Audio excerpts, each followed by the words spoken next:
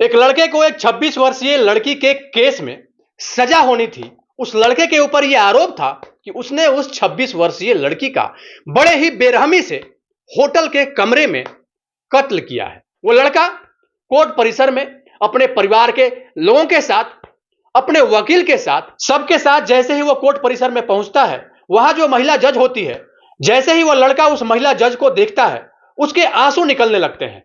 उस कोर्ट में मौजूद जब महिला जज उस लड़के को देखती है तो देखते ही रह जाती है। दरअसल वो लड़का कोई और नहीं बल्कि वह उसका तलाकशुदा पति था। दोस्तों, जमाने को सीख देने वाली एक दुखद और रहस्यमयी कहानी है। मैं चाहता हूं इस थोड़ा सा समय निकालकर पूरा वीडियो जरूर देखें। दोस्तों, यकीन मानिए, जब आप इस पूरी घटना को सुनेंगे तो आपकी अंतरात्मा कांप उठेगी, आपका रोम रोम सिहर जाएगा। उत्तर प्रदेश बरेली का रहने वाला एक लड़का जिसका कि नाम संजय शर्मा होता है, इनका विवाह अमृता शर्मा के साथ और एक भव्य शादी के कार्यक्रम का आयोजन होता है और उसके पश्चात इन दोनों की शादी बड़े ही हंसी खुशी से दोनों परिवार के रजामंदी से संपन्न हो जाती है। शादी होने के बाद अपने मायके से जैसे ही अमृता शर्मा ससुराल पहुंचती है, वह ससुराल पहुंचने के बाद का अमृता शर्मा खुश थी। 1 साल तक तो सब कुछ ठीक ठाक चलता है, लेकिन 1 साल के बाद अमृता शर्मा और संजय शर्मा के लाइफ में एक ऐसा भूचाल आता है जिस भूचाल ने पूरी तरीके से इन दोनों के लाइफ को बर्बाद कर दिया, तहस नहस कर दिया। अमृता शर्मा बचपन से ही पढ़ाई में बहुत तेज थी। पढ़ाई लिखाई में उसका बड़ा ही मन लगता था और इसके ठीक विपरीत जो उसका पति संजय शर्मा था, जैसे ही 1 साल का समय बीता उसके बाद उसके व्यवहार में अंतर आना शुरू हो गया। और वह अंतर यह था कि उस संजय शर्मा का एक लड़की जिसका कि नाम प्रिया था, उस प्रिया के साथ संजय का अफेयर हो जाता है। संजय प्रिया को लेकर अकेले में कहीं जाता और वहां जाकर हाथों में हाथ डालकर घंटों बातें किया करता। और जब वहां से उस लड़की से वो मिलकर आता तो अपने साथ बिताए हुए पल का तस्वीर, अपने साथ बिताए हुए उस पल का प्राइवेट वीडियो अपने मोबाइल में कैद करके लाता और बड़े ही बेशर्मों की भांति अपनी पत्नी अमृता को वो तस्वीर और वो वीडियो भी दिखाने का काम करता। क्योंकि अमृता एक पढ़ी लिखी गंभीर लड़की थी, उसको ऐसा लग रहा था कि कुछ दिन के बाद धीरे धीरे सब कुछ ठीक हो जाएगा। दोस्तों, समय धीरे धीरे यूं ही गुजरता गया और अब तो उस लड़की को संजय अपने घर भी लाना शुरू कर दिया। और अब जब इस बात का अमृता विरोध करती तो संजय उसकी बड़े ही बेरहमी से न सिर्फ पिटाई करता बल्कि यह भी कहता कि तुमको अगर मेरे साथ रहना है तो रहो, नहीं तो इस घर को छोड़ के चले जाओ। लेकिन इतना कुछ होने के बाद भी अमृता कुछ नहीं बोलती, क्योंकि वो एक पढ़ी लिखी लड़की थी, वह किसी भी मुकाम तक पहुंचने वाली लड़की थी। उस लड़की अमृता के अंदर कुछ कर गुजरने का जुनून रग रग में समाया हुआ था। अब वह संजय के किसी भी बात पर बहुत ज्यादा गौर नहीं करती और इधर संजय उसके इस बात का फायदा उठाता और अमृता को लगातार टॉर्चर करना जारी रखता। हद तो तब हो गई जब एक दिन संजय अपनी पत्नी अमृता से कहता है कि मुझे अब तुमसे तलाक चाहिए। इस बात पे अमृता कहती कि ये क्या बोल रहे हैं, आपको पता भी है हमने आपके साथ शादी की है, अग्नि को साक्षी मानकर हमने 7 फेरे लिए हैं और उन 7 फेरों में हमने एक दूसरे को वचन दिया है कि 1 जन्म नहीं बल्कि 7 जन्म तक हम लोग एक दूसरे के ही होकर रहेंगे। और आप ये कैसी उल्टी सीधी बातें कर रहे हैं, आज आपको क्या हो गया है? अपने एंड से समझाने की भरपूर कोशिश अमृता की। इसके बाद भी संजय शर्मा अमृता के बात को नहीं मानता है और लगातार अपने जिद पे अड़ा रहता है और यह कहता है कि जो मैंने बोल दिया सो बोल दिया। मैं 1 बार नहीं बल्कि 1000 बार बोल रहा हूं कि मुझे तुम्हारे साथ नहीं रहना है तो नहीं रहना है, मुझे तुमसे तलाक चाहिए तो चाहिए। इतना कुछ सुनने के बाद अमृता समझदारी से काम लेती है और अपने पिता को बुलाकर अपने घर, अपने मायके चली जाती है। और जैसे ही अमृता अपने मायके, अपने घर पहुंचती है, उसके कुछ ही दिन बाद इधर कोर्ट में संजय तलाक का एक आवेदन डाल देता है। जैसे ही तलाक का पेपर अमृता को मिलता है तो अमृता भी सोचती है कि जब संजय खुद उसके साथ रहना नहीं चाहता है तो फिर जोर जबरदस्ती करने से क्या फायदा, और जोर जबरदस्ती का रिश्ता आखिर कब तक चलेगा। और वह भी अपनी सहमति से उस तलाक के पेपर पर साइन कर देती है, सिग्नेचर कर देती है। और इधर कोर्ट से यह आदेश मिलता है कि संजय की ओर से अमृता को 15 लाख रुपए जो कि उसके शादी में खर्च हुए हैं वो पैसे अमृता को दिए जाएं। लेकिन जो अमृता थी वो उस पैसे को लेने से इनकार कर देती है और साफ साफ कहती है कि मुझे उस पैसे से कोई मतलब नहीं है। अगर मैं आज 15 लाख रुपए संजय से ले लेती हूं तो मेरा जमीर मुझे माफ नहीं करेगा और मेरा जमीर मुझसे यह कहेगा आखिर तुम उसी के पैसे पर तो पल रही हो। और अंततः संजय उस लड़की प्रिया के चलते अपनी पत्नी अमृता को तलाक देकर उससे सदा के लिए अलग हो जाता है। इन दोनों के तलाक हो जाने के बाद समय यूं ही गुजरता गया और जो अमृता होती है वो अपने पिता के घर पर ही रहकर जज के नियुक्ति के लिए पूरी लगन और मेहनत से इतनी पढ़ाई की कि पढ़ाई करने के बाद भगवान की ऐसी कृपा होती है कि वो एक दिन जज भी बन जाती है। जज बनने के बाद उन्हें जजमेंट करने का मौका दिया गया, या फिर यूं कहें कि एक न्यायमूर्ति के रूप में उनकी एक कोर्ट में नियुक्ति हो जाती है। अब वो अमृता एक आम अमृता नहीं थी, बल्कि वो एक जज साहिबा बन चुकी थी। लोगों के लिए वो न्याय करती। पूरी तरीके से यूं कहें कि उनका लाइफ अब लोगों की न्याय करने में बीत रहा था। समय का चक्र यूं ही चलता रहा और उधर संजय शर्मा उस लड़की प्रिया के प्यार में इतना पागल हुआ कि सब कुछ तहस नहस हो जाता है, कुछ भी नहीं बचता है। दोस्तों, कहानी बड़ा इंटरेस्टिंग है। आप सुनेंगे तो सचमुच आप ये सोचने पर मजबूर हो जाएंगे कि आखिर ये सब कैसे हो गया, क्या से क्या हो गया। आपने भी ये सोचा नहीं होगा। जिस लड़की प्रिया से संजय का अफेयर था, उस लड़की को लेकर संजय शर्मा एक होटल में गया था और वहां जाकर पूरी रात उसके साथ रंगरेलिया मनाया। और रंगरेलिया मनाने के बाद जैसे ही वो होटल के कमरे से बाहर निकलता है, उसकी जो गर्लफ्रेंड प्रिया थी वो उस होटल के कमरे में ही बंद थी और इसी बीच अज्ञात लोगों के द्वारा कत्ल कर दिया जाता है। और इसका दोष पूरा का पूरा अब संजय के ऊपर ही आ जाता है, क्योंकि जो लोकेशन था वो संजय का था, जो आईडी था वो संजय का था, जो उसके साथ संबंध बनाया गया था, संबंध बनाने के दौरान जो सीमेन था वो संजय का ही था। मतलब जितना भी एलिगेशन था, सारा प्रूफ संजय के अगेंस्ट था, संजय के विरोध में था।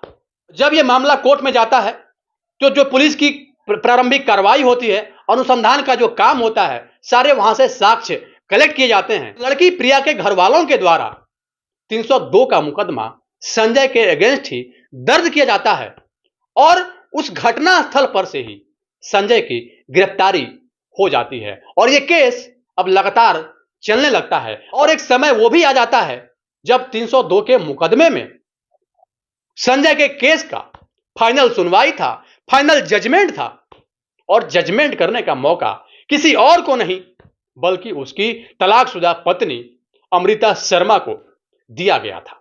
अब जब कोर्ट परिसर में अपने वकील के साथ, अपने परिवार के लोगों के साथ संजय शर्मा वहां पर पहुंचता है तो पहुंचने के बाद दिखता है कि उसी कोर्ट में उसकी पत्नी, जो न्याय की देवी बनकर बैठी हुई है, वो कोई और नहीं बल्कि वो उसकी पत्नी है। उसको देखते ही संजय शर्मा की आंखों में आंसू आ जाता है और उसके इस स्थिति को देखकर जो अमृता शर्मा थी वो भी चौंक जाती है और वो भी सोचने लगती है कि आखिर संजय शर्मा अपने ही गर्लफ्रेंड के साथ, जिसके लिए उसने मुझे तलाक दिया, उसी का संजय शर्मा कत्ल कैसे कर सकता है।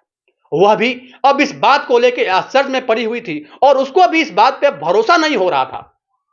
तमाम तरह की बात वो सोच रही थी। अब सिर्फ और सिर्फ अगर कुछ था तो एक फाइनल जजमेंट की बारी थी। उस कोर्ट में मौजूद सब लोग ये सोच रहे थे कि संजय शर्मा के अगेंस्ट सारे साक्ष्य मिले हैं, सारे प्रूफ मिले हैं, सारे जो भी गवाह ने अपनी गवाही दी है वो गवाही भी संजय शर्मा के विरोध में ही हुआ है। तो अब संजय शर्मा को उम्र कैद या फिर सजाए मौत, इन दोनों में से कुछ ना कुछ तो होना ही है। अब इसे कोई भी नहीं बचा सकता है। वकील से जब पूछा गया तो वकील ने भी साफ साफ कहा कि जो कोर्ट होती है वो एविडेंस के बल पे, वो साक्ष्य के बल पर ही किसी भी आरोपी को सजा सुनाती है। तो जो साक्ष्य मिले हैं वो सारे साक्ष्य संजय शर्मा के विरोध में हैं। तो जाहिर सी बात है कि संजय शर्मा को अब कोई बचा नहीं सकता है। अब जैसे ही संजय शर्मा उस महिला जज को, अपनी पत्नी को जो कि उस जज की भूमिका में उस कोर्ट परिसर में मौजूद थी, उनको जब वो संजय शर्मा देखता है तो हाथ जोड़ लेता है और हाथ जोड़ने के बाद कहता है कि मैंने कोई कत्ल नहीं किया, मैंने कोई मर्डर नहीं किया। मैं उस लड़की के साथ होटल के कमरे में गया जरूर था, लेकिन जब मैं बाहर गया और उसके बाद जब आया, जो प्रिया थी उसका किसी ने कत्ल कर दिया था। और उसके कुछ ही देर बाद वहां पर पुलिस आती है और पुलिस हमें वहां पे आने के बाद पकड़ती है, लेकिन प्रिया का कत्ल किसने किया इस बात की कोई जानकारी नहीं है। जो कत्ल का जो आरोप मेरे ऊपर लगा हुआ है, जो 302 का मुकदमा मेरे ऊपर दर्ज हुआ है और आज 302 के मुकदमे का फाइनल सुनवाई होना है, मुझे पूरी उम्मीद है कि आप इन सारी बात को ध्यान में रखते हुए मेरी बात को भी सुनेंगे और न्याय करेंगे। अब जैसे ही ये बात अमृता शर्मा सुनती है, वो कहती है कि सारे साक्ष्य, सारे प्रूफ, सारे एविडेंस आपके खिलाफ मिले हैं, और जब सारे साक्ष्य आपके खिलाफ मिले हैं तो फिर जाहिर सी बात है कि जो मेरा काम है वो तो मैं करूंगी। मेरी नियुक्ति ही इस बात के लिए हुई है कि साक्ष्य एविडेंस के बेस पे जो भी चीजें निकल के सामने आती है, आरोपी के ऊपर अगर आरोप सिद्ध होता है तो उस बेस पे हम आरोपी के लिए सजा का प्रावधान करेंगे। तो इसमें हम आपको बचा नहीं सकते हैं। इसके बाद दोनों पक्षों के वकील अपने अपने कागजात और दलील पेश करते हैं।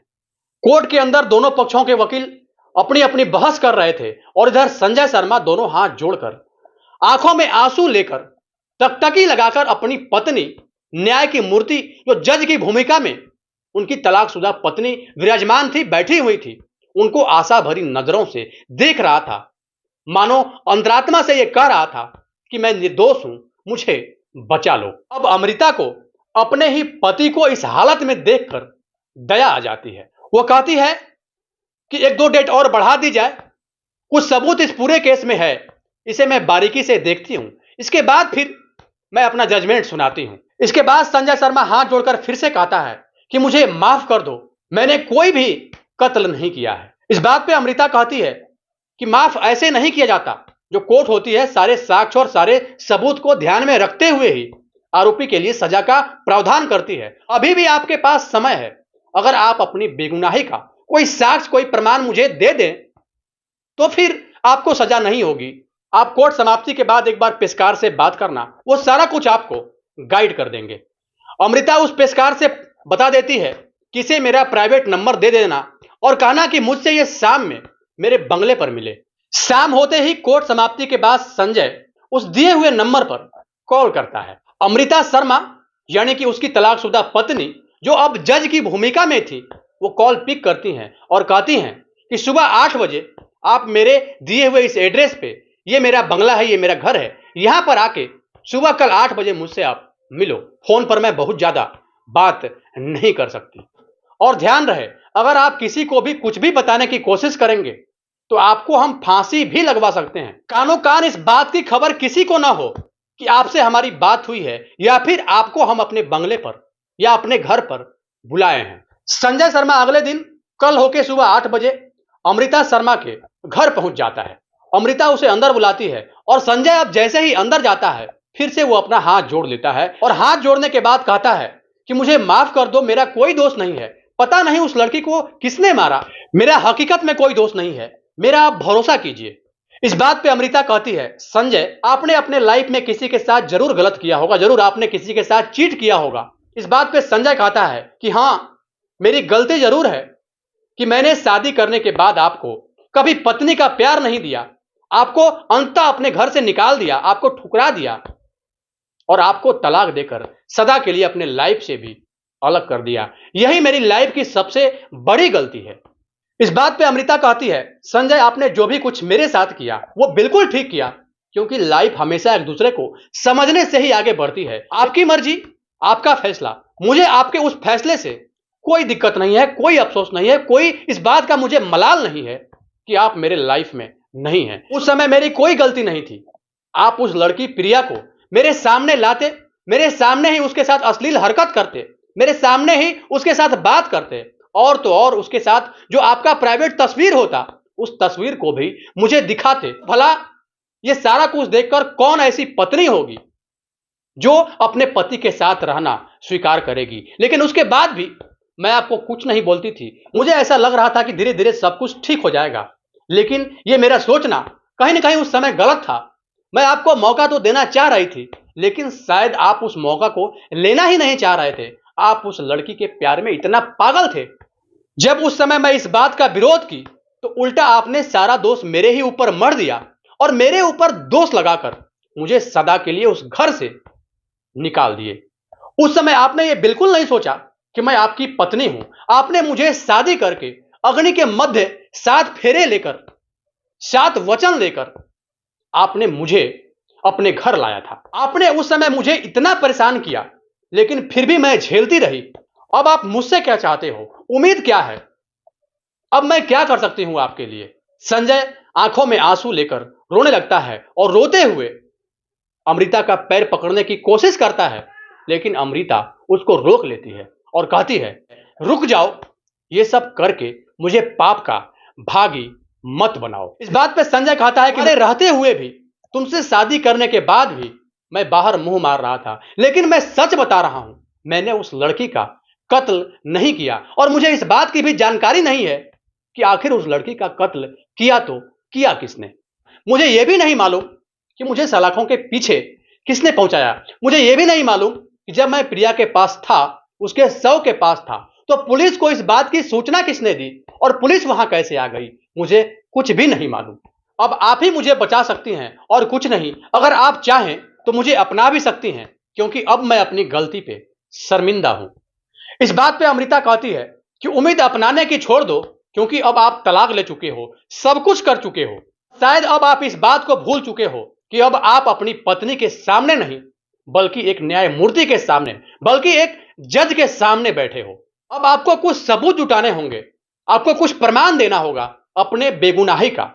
हम आपको रिहा कर देंगे, हम आपको इस सजा से सदा के लिए बाहर निकाल देंगे। लेकिन अगर आप ये कहो कि आप मुझसे शादी कर लीजिए, मुझे अपना लीजिए, तो इस बात को भविष्य में भी अपने दिमाग से सदा के लिए बाहर निकाल देना। दोस्तों, इतना सुनते ही संजय शर्मा जोर जोर से रोने लगता है और अपनी पत्नी अमृता से कहता है, मुझे माफ कर दो, हमसे बहुत बड़ी गलती हो गई, बहुत बड़ी भूल हो गई है।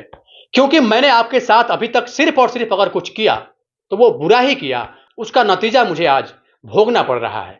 और दोस्तों, यह हकीकत भी है कि किसी के साथ जैसा करोगे, भविष्य में उसका दर्द, उसका दुख आपको जरूर झेलना पड़ेगा। अब अमृता शर्मा ये कहती है कि आपको जो सजा आजीवन कारावास या फिर सजाए मौत की होनी है, उसे हम हमेशा के लिए खत्म कर सकते हैं, उससे बरी कर सकते हैं। आप अपना दूसरा विवाह करके अपना घर बसा लेना, लेकिन अब यह मत सोचना, क्योंकि आप वही इंसान हो जो भविष्य में किसी का दुख, किसी का दर्द नहीं समझे थे। मैं लगातार परेशान रहती, आपसे हाथ जोड़कर विनती करती और यह भी कहती कि उस लड़की को तवज्जो देना बंद करो, लेकिन आपके ऊपर मेरे बोले हुए बात का थोड़ा भी प्रभाव नहीं पड़ता, थोड़ा भी फर्क नहीं पड़ता, और आप वही करते जो आपके मन में होता। आप ये बिल्कुल भी नहीं सोचते कि हमारी जीवन संगनी, हमारी पत्नी, छाया की भांति हमारे साथ चलने वाली, जिंदगी के हर एक कदम पर हमारे साथ लड़ने वाली पत्नी, जो हमारे साथ हमेशा आने वाले समय में भी खड़ी रहेगी, आपको इस बात का थोड़ा भी फर्क नहीं पड़ता और थोड़ा सा भी इस बात को लेके आपके मन में आत्मग्लानि नहीं होती जो कि आप कर रहे थे। मैं वही अमृता शर्मा आज एक जज हूं। मैं जो चाहे वो कर सकती हूं। मेरे हाथ के कलम में वो पावर है जिस कलम से मैं जो भी कुछ लिख दूंगी वो हो जाएगा।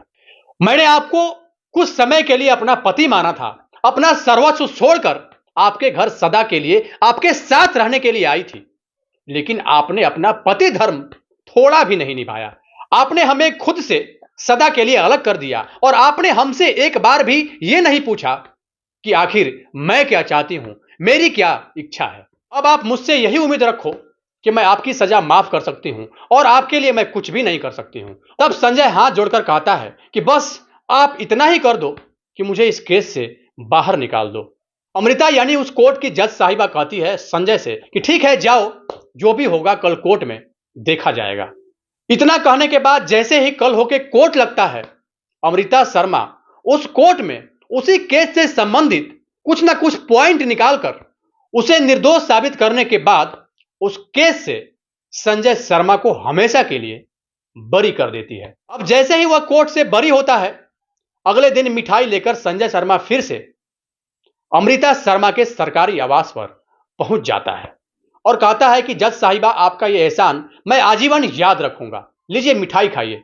अमृता कहती है कि जाओ, ये मिठाई अनाथ बच्चों में बांट दो और आज के बाद फिर कभी भी किसी भी इंसान के साथ गलत मत करना। आपको फिर से एक नई जिंदगी की शुरुआत करने का मौका देती हूं। और सुनो, किसी से भी इस बात का जिक्र मत करना कि मैं आपकी तलाकशुदा पत्नी हूं, और इस बात का भी जिक्र किसी से मत करना कि मेरी तलाकशुदा पत्नी ने मुझे इस केस में रिहा किया है। अगर जिक्र करना तो सिर्फ इसी बात का जिक्र करना कि जज ने मुझे इस कोर्ट से रिहा किया है। हालांकि आप रिहा करने लायक तो बिल्कुल भी नहीं थे, लेकिन कहीं ना कहीं आपकी भावनाएं मेरी भावनाओं के साथ जुड़ी जरूर थी। कुछ दिन ही सही, कुछ दिन के लिए ही मैं आपकी पत्नी जरूर थी, और इस नाते मेरा कर्तव्य जरूर बनता था कि मैं अपने पति के लिए कुछ ना कुछ कर सकूं। इतना कहते हुए अमृता शर्मा यानी जज साहिबा के भी आंखों में आंसू आ जाता है। संजय जैसे ही अमृता के आंखों में आंसू देखता है, वह आगे बढ़ता है यह सोचकर कि कम से कम अमृता के आंसू तो वो पोंछ दे, लेकिन अमृता शर्मा उसको मना कर देती है और मना करते हुए यह कहती है कि खबरदार, आगे मत बढ़ना। आपने अपना हर वो अधिकार खो दिया है जिस अधिकार से आप मेरी ओर आगे बढ़ रहे हो। पीछे मुड़ो और बाहर निकलते जाओ, नई जिंदगी आपका इंतजार कर रही है।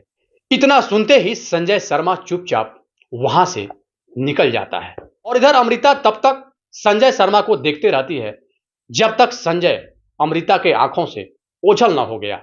बाकी इस घटना को बताने का उद्देश्य किसी को परेशान करना नहीं, किसी के भावनाओं को आहत करना नहीं, किसी के अंतरात्मा को चोट पहुंचाना नहीं, बल्कि आपको सचेत करना है, आपको जागरूक करना है, आपको यह बताना भी है इस संसार में जब तक अमृता शर्मा जैसी स्त्रियां आती रहेंगी तब तक इस संसार में भलाइयां भी होती रहेंगी।